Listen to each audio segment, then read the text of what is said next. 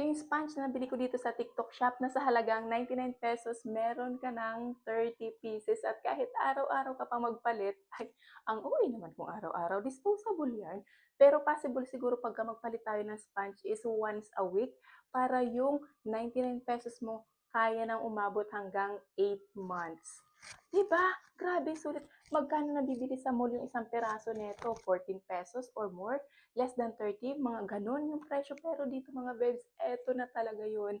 Sobrang sulit nito mga mi. Kasi nga naman, kapag ka magpapalit ka nito once a week, aabot siya talaga ng 8 months. Ganun katindi ang 99 pesos mo. Sobrang laki ng matitipid mo talaga dito.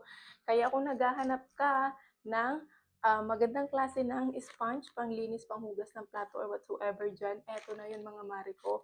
Meron minsan kapag nagpapasale, makakapag-checkout kayo ng 5 piraso for only 1 pesos lang. 1 peso lang. 'Di ba? Kaya sa mga gusto makatipid, sumulit ng sobra, ayan, i-check nyo dyan kung naka-sale tayo. Click nyo yung basket dyan sa baba. Go!